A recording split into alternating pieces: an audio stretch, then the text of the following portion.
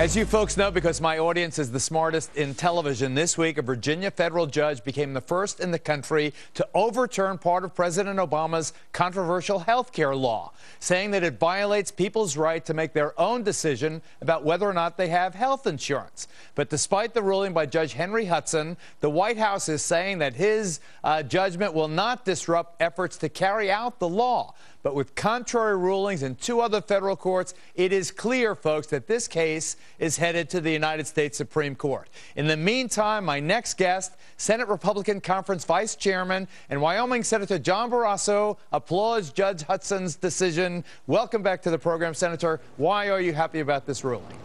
Well, thanks so much for having me, because this rule is not just about health care. It's about our liberties, our freedoms. It's about what role the government plays in our lives and what role we as individuals have in making decisions about what products to buy or not buy.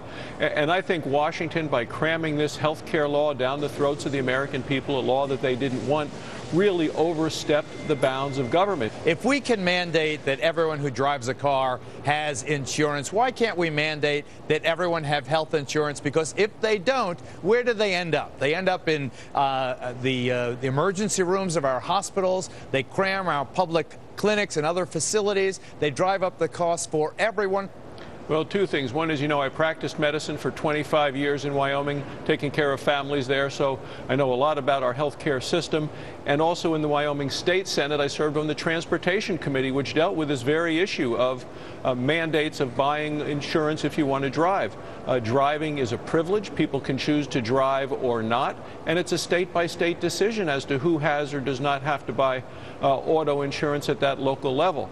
I think we ought to allow states to opt out of this health care law and let states make decisions. But as a doctor, people have an option to opt out of Medicare also, except that if they do and they wait past 65, the longer they wait, the bigger the penalty for them to get back into the system. And people, as a result, because there is that severe penalty for getting into Medicare late, 9 out of 10, they play by the Medicare rules, and they make Medicare their primary health care provider or their beneficiary provider. So isn't that what's going to happen here? Well, Medicare, with this health care law, it took $500 billion out of Medicare, not to help people on Medicare, but to start a whole new government program. And that's why seniors are up in arms. They're worried that they're not going to be able to find a doctor of their choice and to keep the health care that they like. Let them make individual decisions, as they can do, about what kind of car they want to buy, what kind of home they want to live in.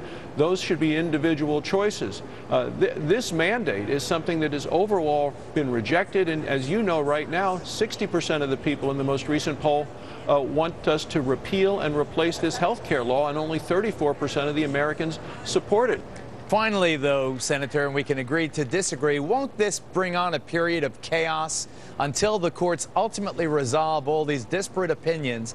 No one knows what the hell to do. We do know that the insurance companies are hitting everybody with stiff hikes in their premiums. But what's going to happen in this period of uncertainty, which promises to last at least a couple of years? Well, I agree with you completely. One is, the president promised if the health care bill became law that people would see their family health insurance premiums drop by $2,500. But as you just pointed out, actually the premiums have gone up. The cost of care has gone up. And there is a way to fast track this to the Supreme Court, which is something that I would recommend they do. It's what the Attorney General in Virginia has recommended. But the White House is slow walking it. I think we ought to get to certainty as soon as we can. And the way to do that is for the White House to cooperate with the needs of the states of this country and say, yes, let's fast track this as we can do. Let's get right to the Supreme Court, and let's get a ruling before the 2012 elections, which is as soon as you could get it. No way that will happen, because the court, as presently constituted, will rule 5-4 against the constitutionality of the law, and will agree with critics of the law like yourself. Senator Barrasso, Dr. Barrasso, it is always a pleasure. Thank you very much for being on the program, sir. Thanks so much for having me.